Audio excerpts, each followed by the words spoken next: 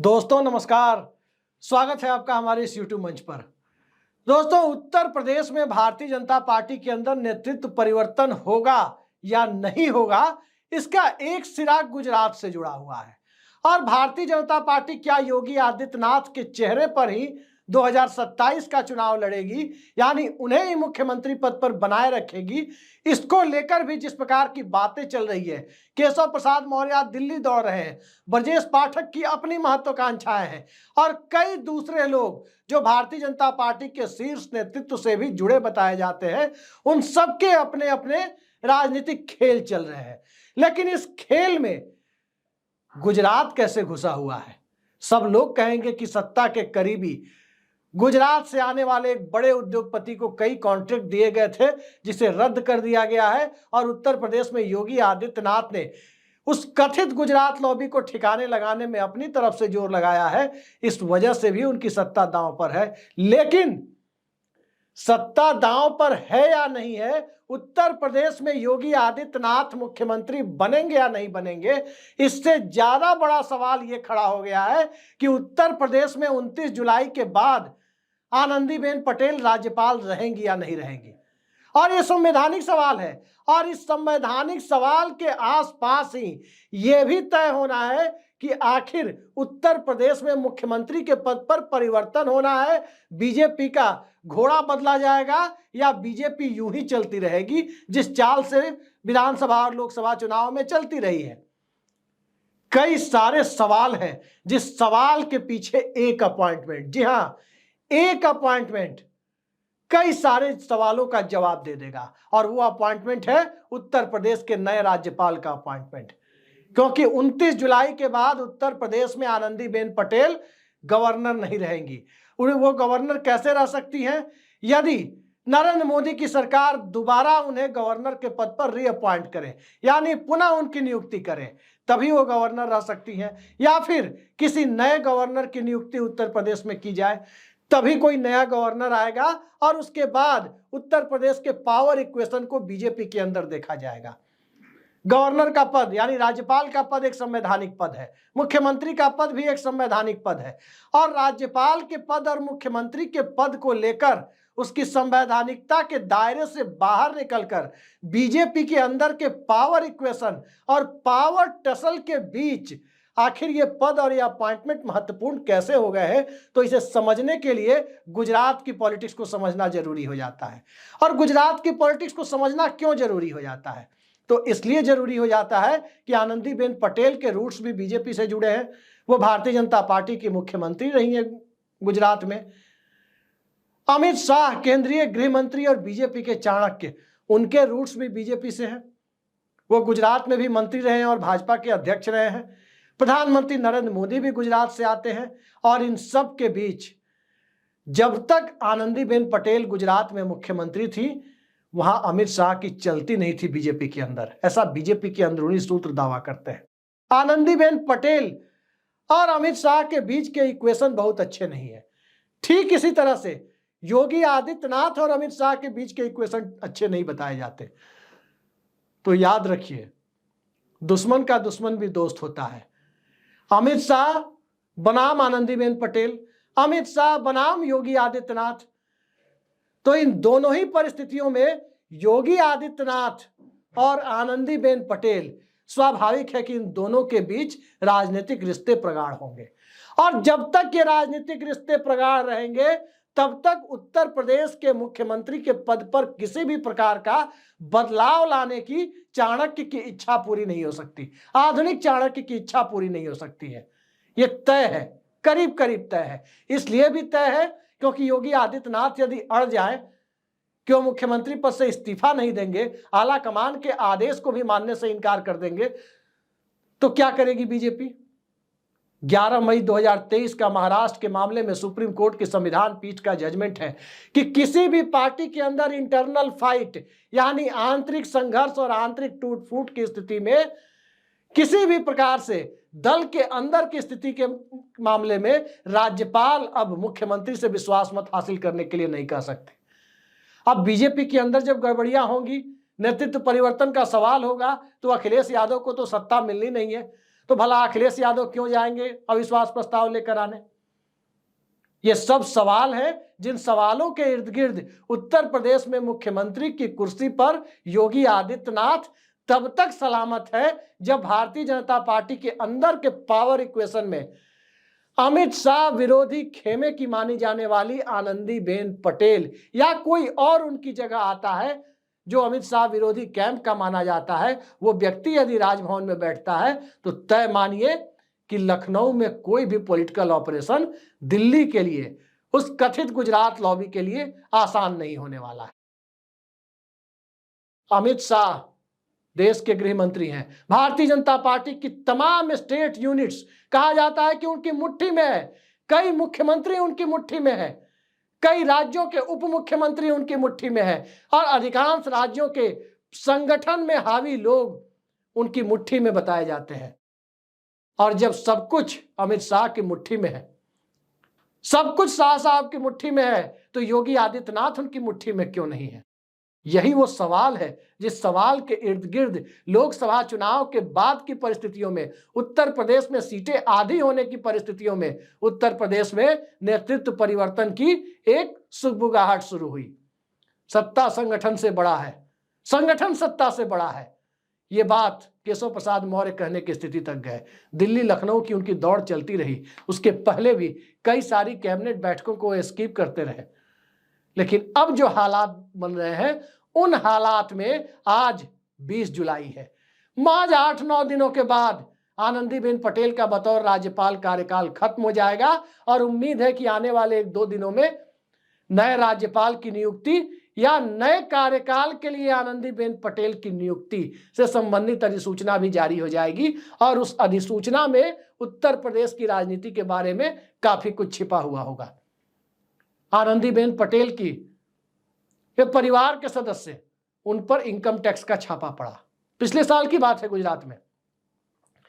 कोई सोच सकता है कि जो आनंदीबेन पटेल नरेंद्र मोदी की करीबी हो, नरेंद्र मोदी के आशीर्वाद से नरेंद्र मोदी के मुख्यमंत्री पद छोड़कर प्रधानमंत्री पद पर आसीन होने के वक्त जिन्हें मुख्यमंत्री बनाया गया हो गुजरात का, वो आनंदीबेन पटेल और उनके परिवार के सदस्यों पर मोदी सरकार के अधीन काम करने वाले वित्त मंत्रालय की एक शाखा यानी इनकम टैक्स डिपार्टमेंट का छापा पड़ जाए, सपने में भी कोई नहीं सोचा, कोई सोच नहीं सकता।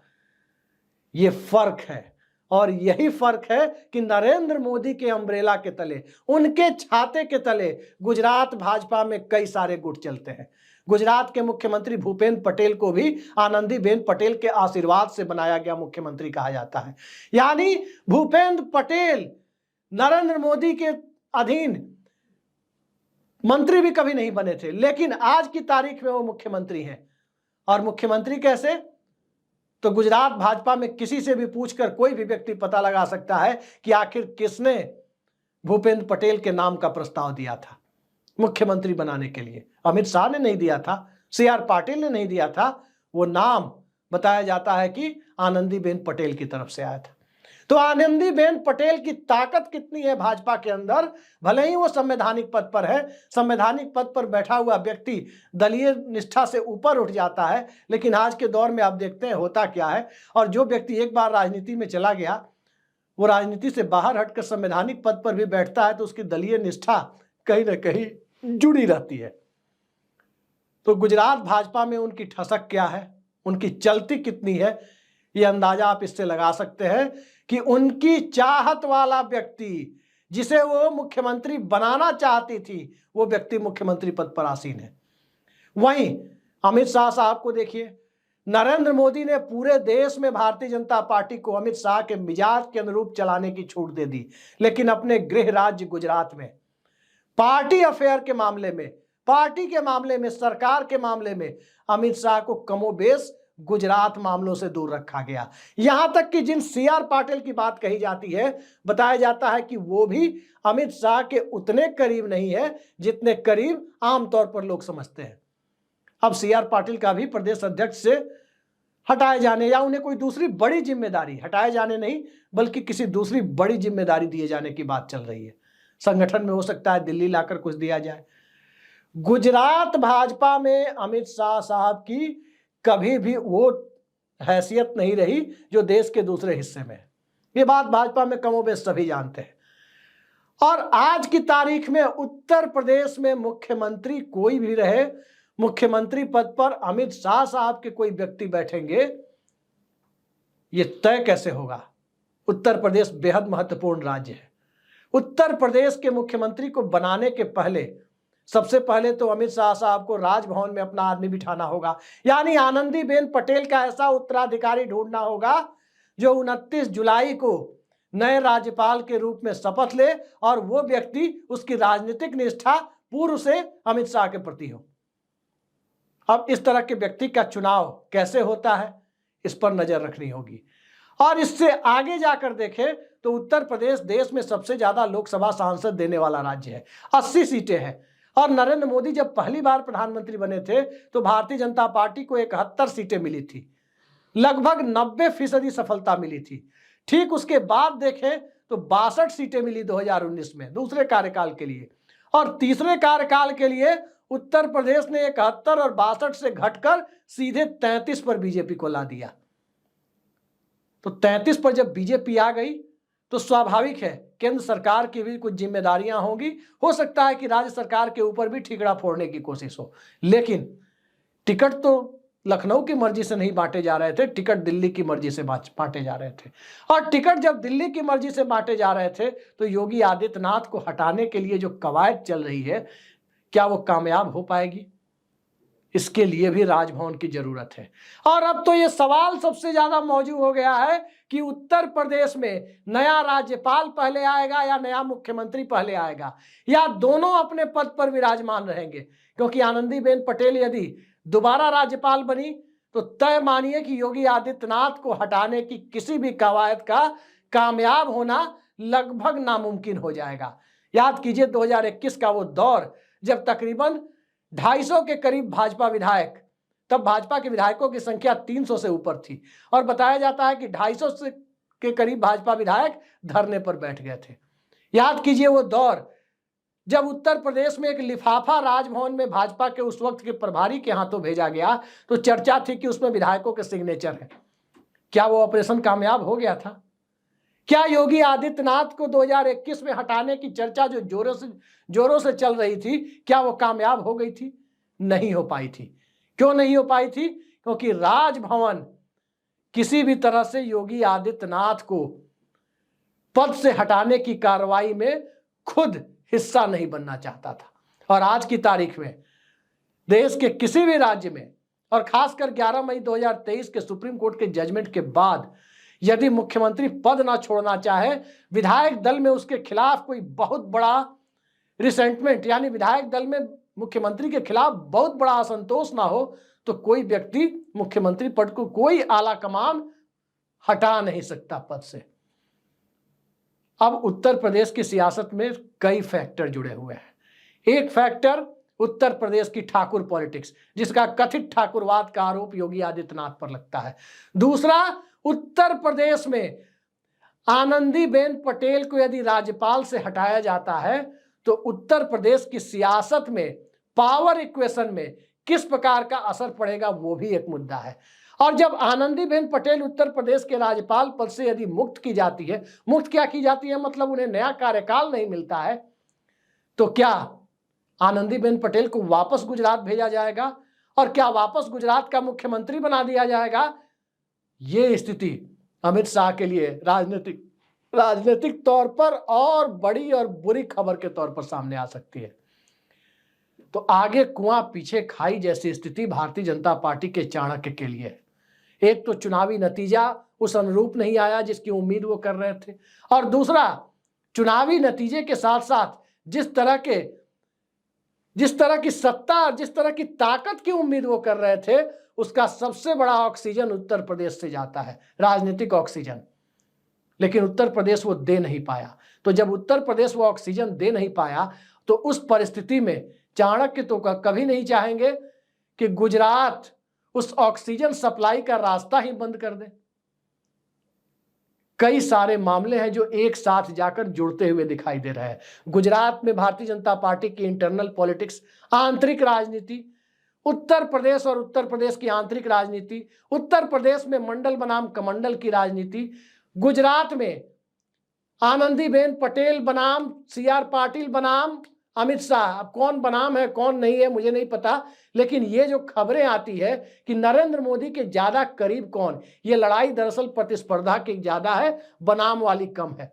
आनंदीबेन पटेल ज्यादा करीब है गुजरात मामले में, अमित शाह ज्यादा करीब है या CR पाटिल ज्यादा करीब है। इस इक्वेशन, इस पावर इक्वेशन के साथ ही उत्तर प्रदेश की राजनीति में राज्यपाल के पद पर कोई नया फैसला होना है, और जब तक राज्यपाल के पद पर फैसला नहीं होगा, मुख्यमंत्री योगी आदित्यनाथ को कुर्सी से कोई हटाने की सोच भी नहीं सकता।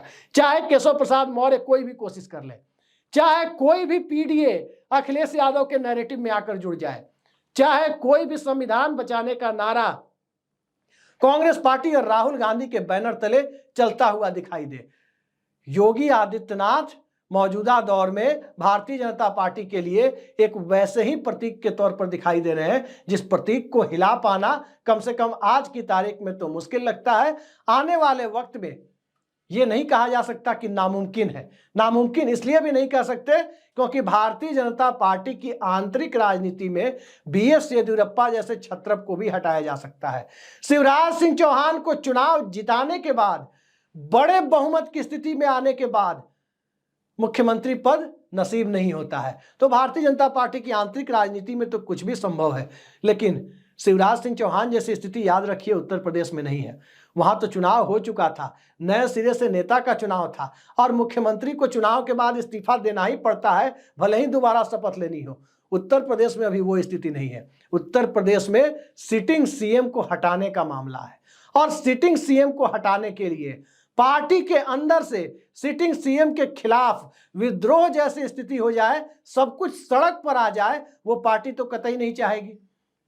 और उसके बिना यदि सिटिंग चीफ मिनिस्टर को हटाना है तो राजभवन बड़ी महत्वपूर्ण भूमिका निभाता है।